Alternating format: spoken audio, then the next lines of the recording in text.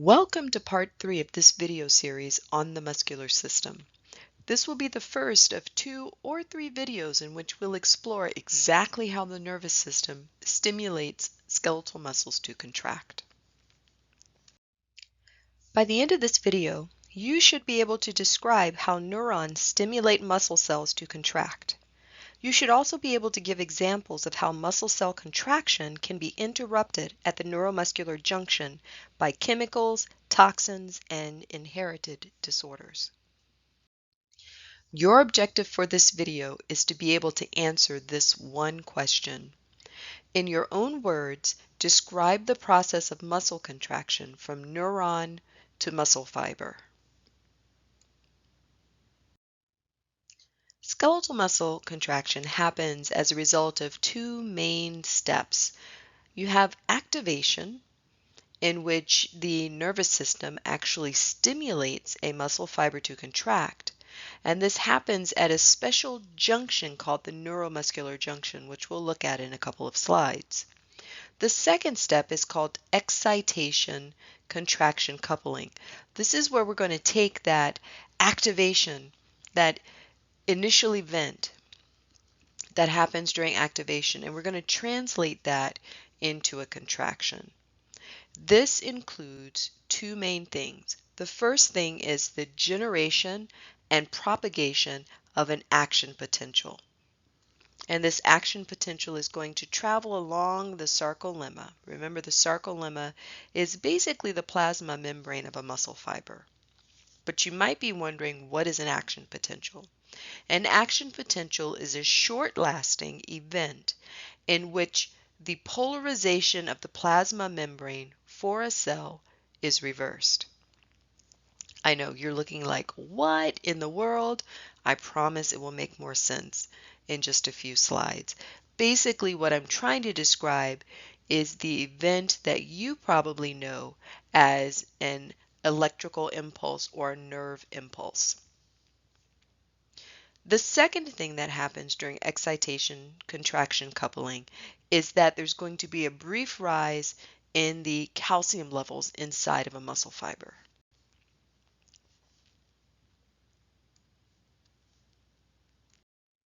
All right, let's start at the beginning with activation.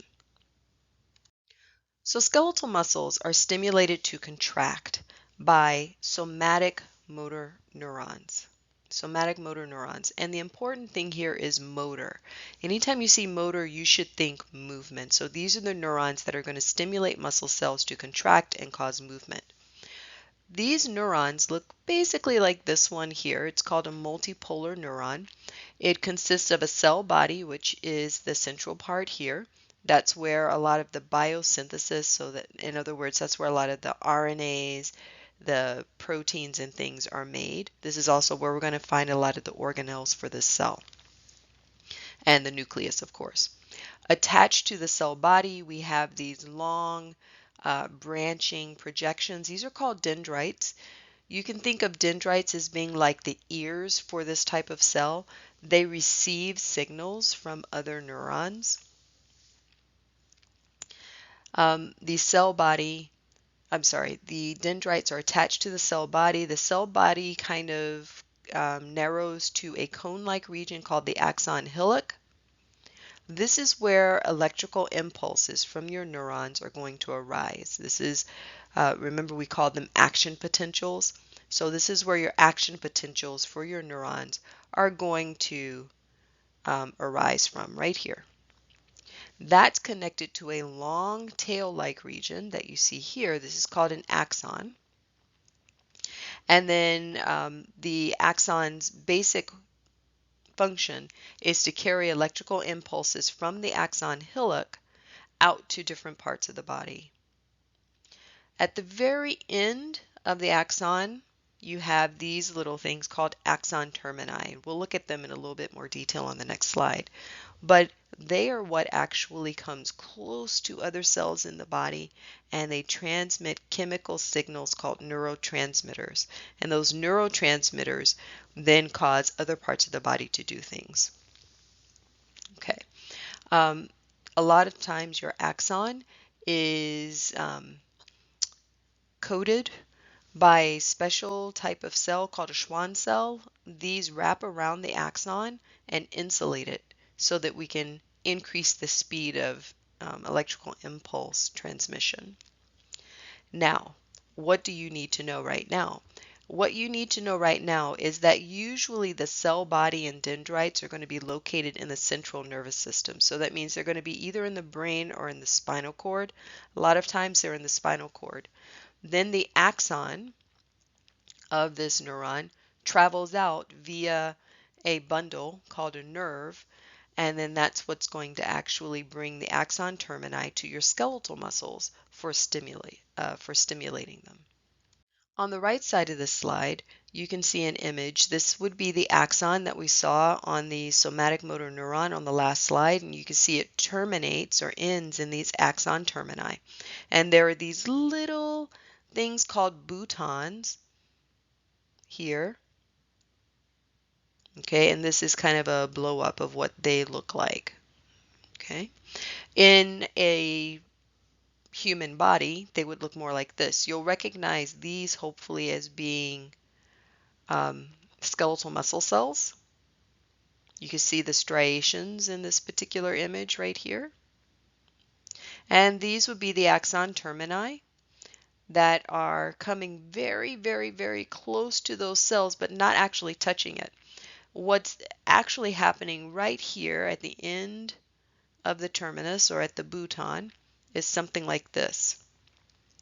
The terminus comes very, very, very close to the neuron, to the muscle cell, but it doesn't actually touch.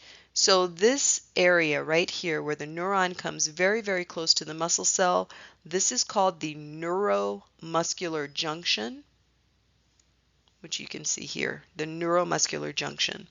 These kind of wavy, ripply things are called the junctional folds, and the space between the actual end of the terminus and the junctional folds is called the synaptic cleft. The synaptic cleft. I'm going to underline this because this is the word synaptic cleft. So it's like a gel-filled space. The neuron actually never touches the muscle cell, but rather it comes very, very close right here at the neuromuscular junction. And what's going to happen is that each of these axon termini have little vesicles in them, like you see here. And you see the little green dots inside? That represents the neurotransmitter. For your skeletal muscle cells, the main neurotransmitter is going to be acetylcholine, which we abbreviate with an ACH. So each of those little green dots represents acetylcholine. When the axon terminus is stimulated appropriately, what happens is these vesicles containing acetylcholine, they fuse here and then dump the acetylcholine out into the synaptic cleft. So you can see here in the cleft that there are lots of little green dots. Those are going to actually stimulate the muscle cell to contract.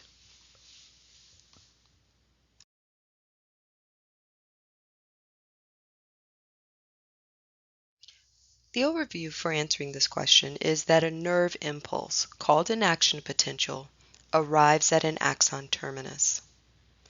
Acetylcholine is released from that terminus and binds with protein receptors on the sarcolemma of the muscle fiber.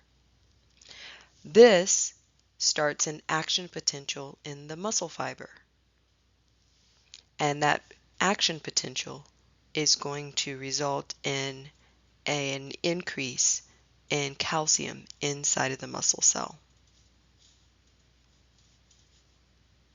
Now let's get to the nitty-gritty of what happens.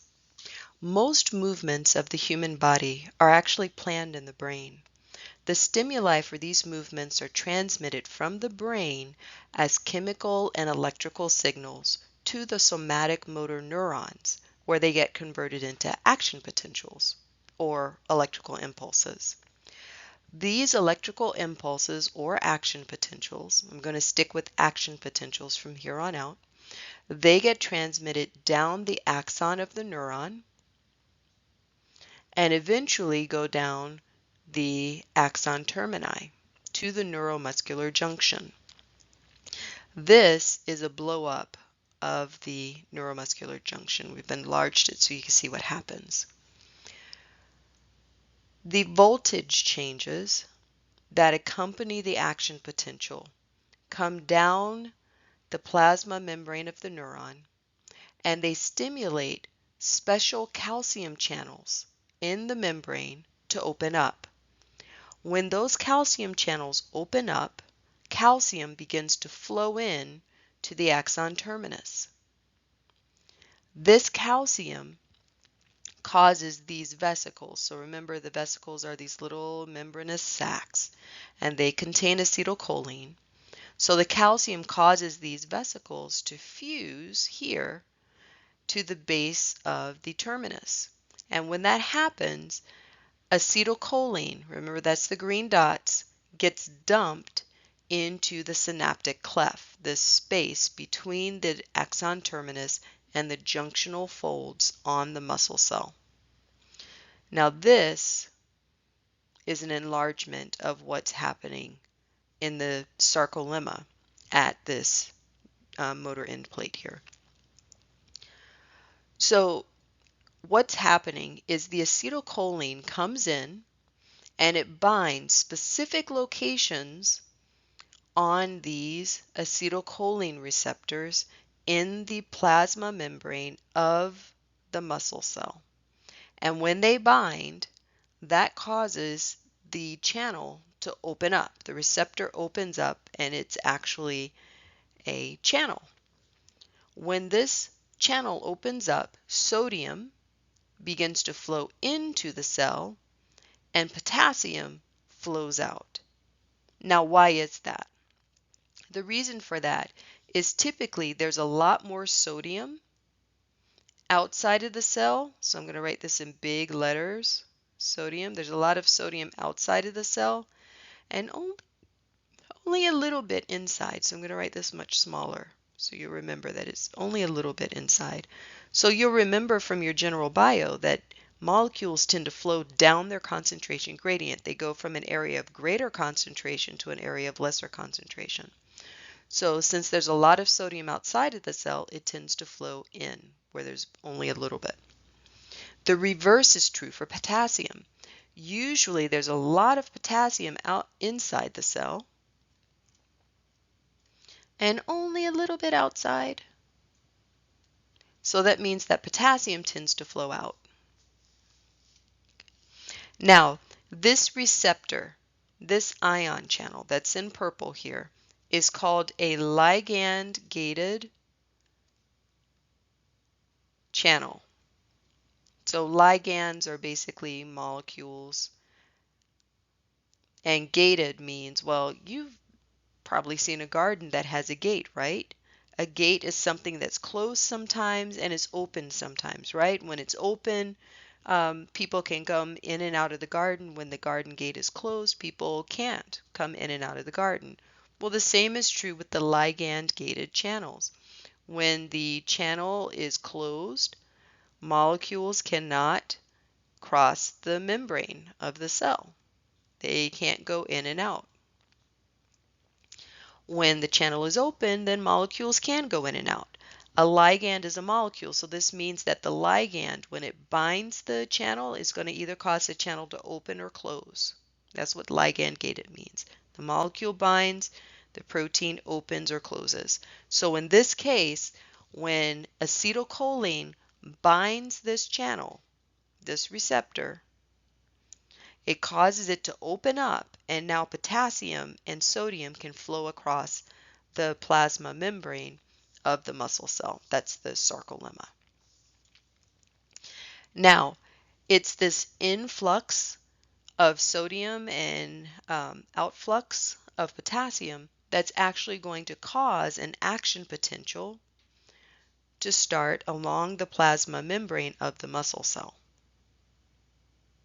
Now, one important thing about this slide before I leave is that there's an enzyme that sits inside the synaptic cleft.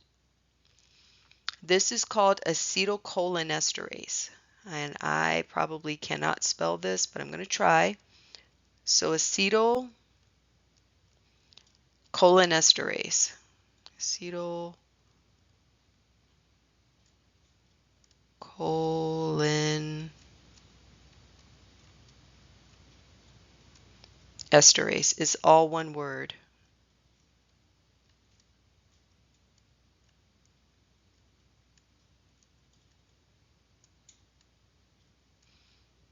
Okay, acetylcholinesterase. I hope you see acetylcholine as part of this name. What it does is this enzyme breaks down acetylcholine. Okay, it breaks down acetylcholine. So that means that these ligand-gated channels cannot be open all the time because there's acetylcholinesterase breaking down acetylcholine. It's only when an action potential triggers a flood of acetylcholine to enter the synaptic cleft that we're actually going to get these channels opening up. And then as the acetylcholinesterase breaks down acetylcholine, the channels begin to close. Now that we know something about how muscle cells get activated to contract by somatic motor neurons, let's look at how different toxins and chemicals and diseases can disrupt the activation step. Your first disruptor is botulinum toxin. This is a bacterial toxin that comes from a bacterium called Clostridium botulinum. And this is a common soil-dwelling bacterium.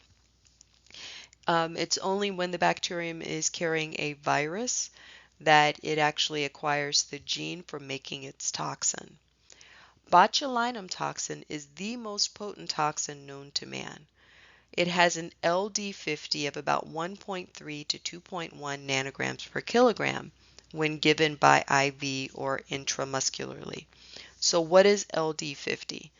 This is the lethal dose 50. This means this is the minimum amount necessary to kill 50% of a group of test organisms.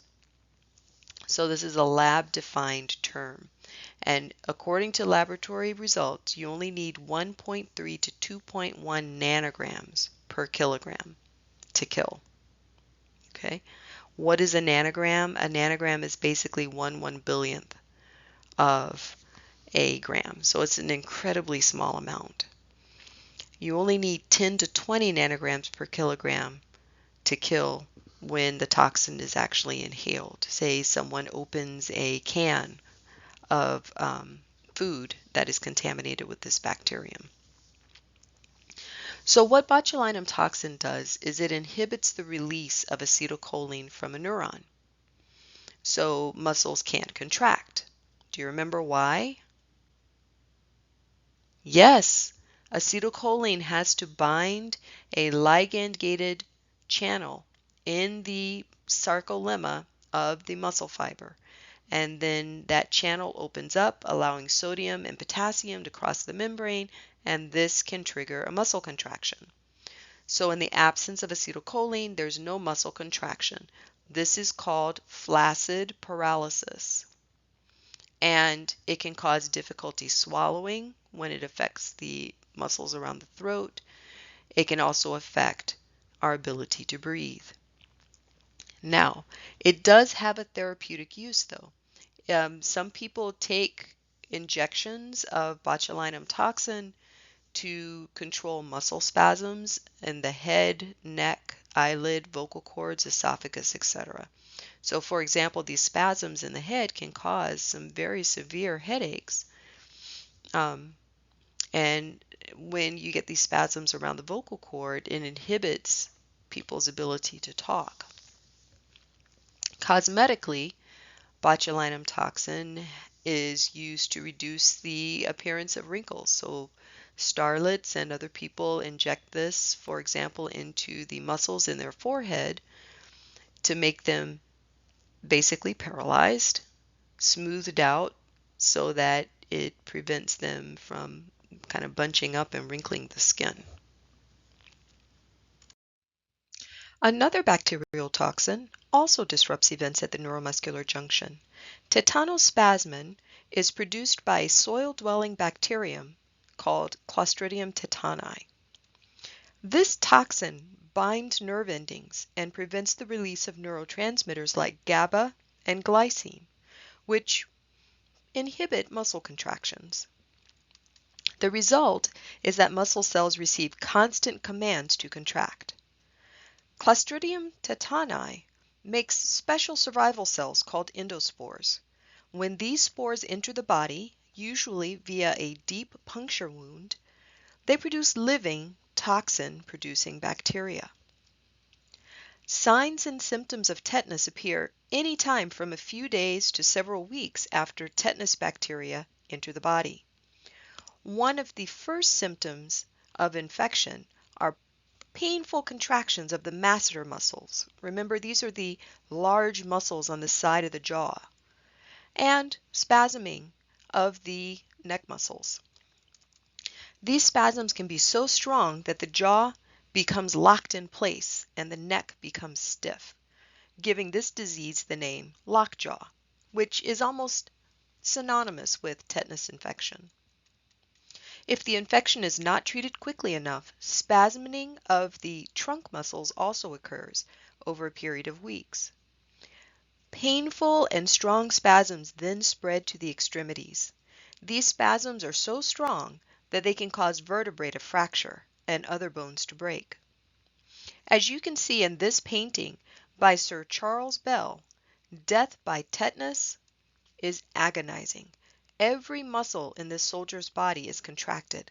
Look at the anguish on his face, the curling of his lips and toes, and the balling up of his fingers. His body becomes bowed under the strength and the pain of the contractions.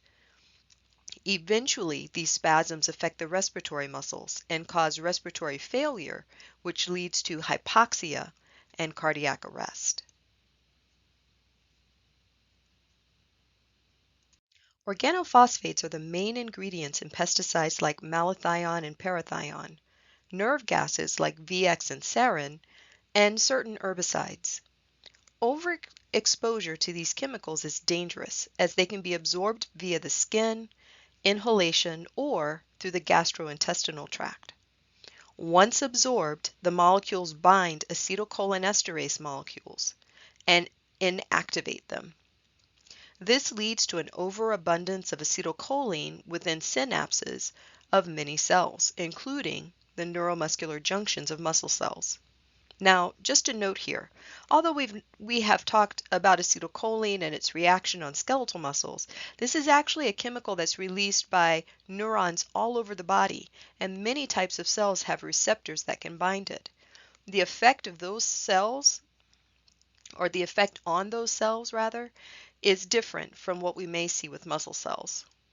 When acetylcholine is not degraded because acetylcholinesterase activity is inhibited, a number of effects are observed, and they vary because of the functions of the cells stimulated and the types of receptors bound. A way to remember some of these effects is to remember the word sludge. So this is a mnemonic device. So the S stands for salivation. Exposure to organophosphates causes excessive salivation. The L in sludge is for lacrimation. That's tear production. So we get excessive production of tears. U is for urination. So people may be more likely to need to urinate. D is for diarrhea.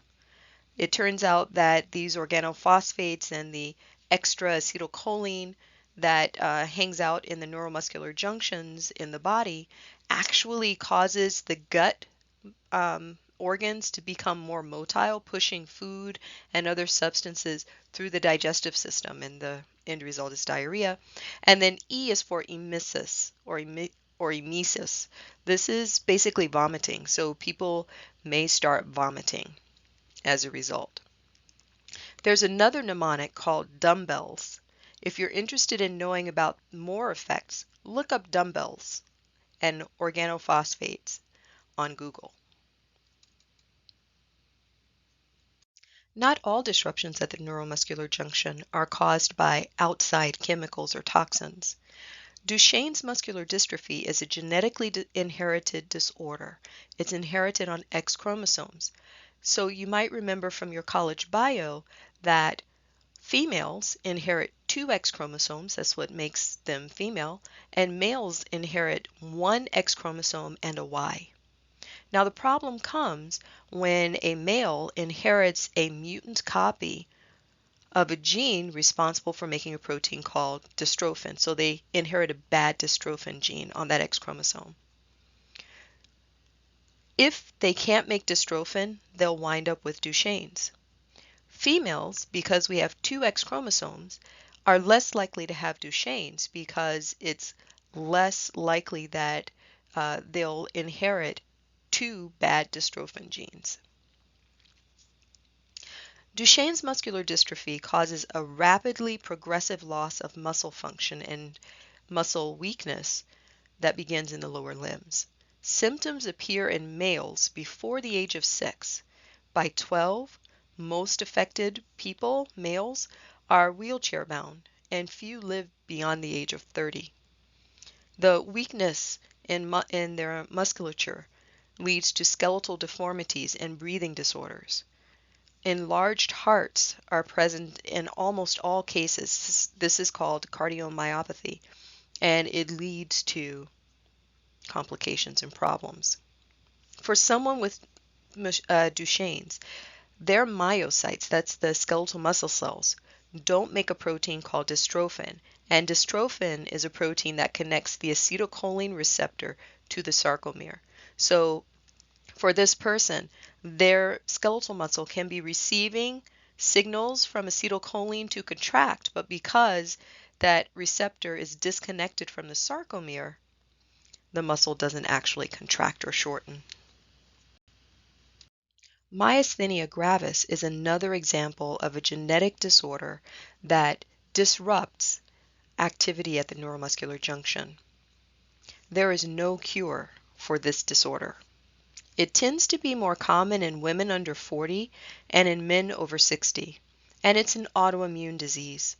So basically what happens is the body, someone's body, makes antibodies to the acetylcholine receptor and certain muscle-specific proteins. This blocks the receptor from binding acetylcholine. So as a result, sufferers suffer from muscle weakness, and this muscle weakness worsens the more a muscle is used repeatedly. So for example, let's say someone is using a tennis racket to hit a ball, and they're constantly, repeatedly for a minute or so, just hitting tennis balls with the racket. Eventually, their arm muscles and their shoulder muscles will weaken to the point where they may or may not be able to even hold the tennis racket up. Myasthenia gravis can affect any muscle, but typically you'll see its effects in the eyes, muscles of the face, and in the throat muscles. Some signs of myasthenia gravis that you might notice are the drooping of one or more eyelids. This is called ptosis. People may have double vision, which is diplopia. They may have altered speech because the throat muscles are affected, and they may have difficulty swallowing as well. Problems chewing are not uncommon, and sometimes sufferers will have limited facial expressions, so their expressions may look a little flatter than someone who's not suffering from this disorder. In this video, I've explained how muscle cells are stimulated to contract by neurons.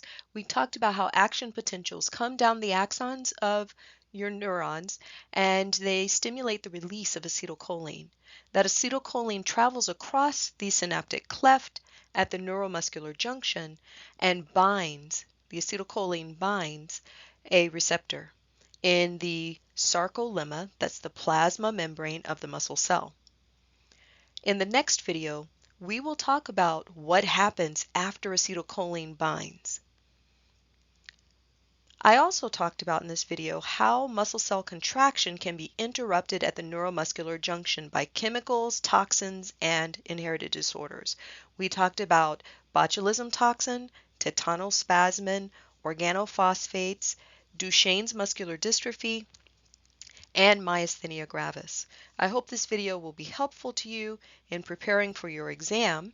In the next video, again, we'll pick up where we left off and actually look at how action potentials are generated in your muscle cells and how they lead to contraction. I look forward to seeing you there.